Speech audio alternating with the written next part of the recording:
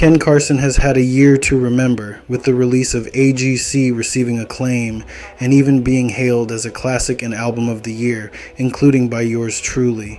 But wait, there's more to Ken Carson than meets the ear, and even the most dedicated fans might not know some of these hidden gems. To uncover all the secrets, we're diving into the Ken Carson universe.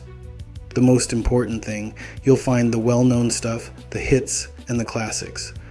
So let's start off with A Great Chaos by Ken Carson, which dropped in 2023, October 13th, Friday the 13th.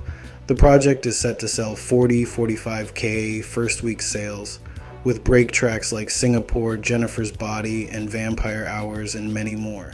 It's great to see Ken Carson officially break out of the mainstream. Now next I want to talk about is Feature on the track called Hell Yeah, Ken Carson's breakout song in 2023 when it's amassed a whopping 50 million plays and went viral on TikTok, even with some, let's say, interesting video choices. You can catch this track on Fago's Pink Hearts album, where it stands tall with 22 million plays. And then there's the track called Murder Music by Ken and Lone, a creation that went viral on TikTok and boasts one of the coolest beats you've ever heard.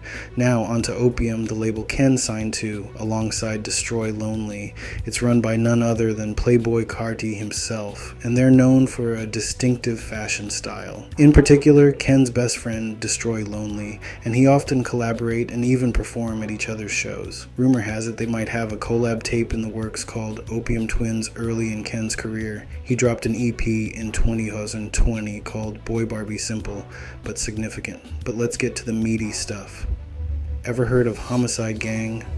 Ken has a few tracks with these guys, and they're part of Opium, bringing their own flavor to the scene. Time to get a little scandalous. Ken Carson slapped his teacher back in school. A little walk on the wild side for a future rap star, which in my opinion is pretty funny and random. Next, we've got some hints about Ken Carson's love for partying during his late teenage years. His Twitter and IG were full of partying snapshots.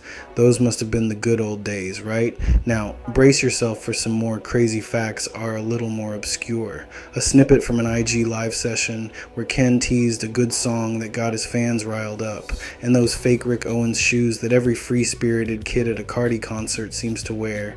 They do look a bit extra, don't they? Ever seen Ken a tad too happy? Almost as if his jaw's getting a bit too much exercise. We've got some interesting snapshots that might make you raise an eyebrow or two. Now let's talk producers. Starboy is a producer who's worked with Cardi, Uzi, and Ken Carson, notably on the track called Yale.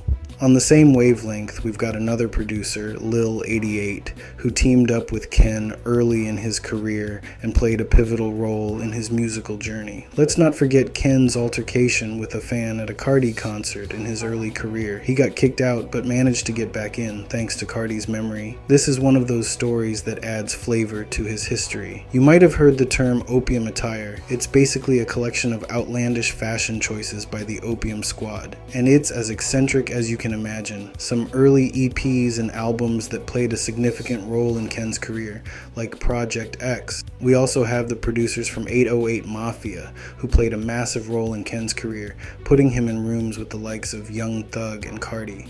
The recipe for success. Last but not least, his very first song, which unfortunately has been lost to time. His ex-girlfriend deleted his old SoundCloud. A tragic loss, but it's all part of the Ken Carson journey.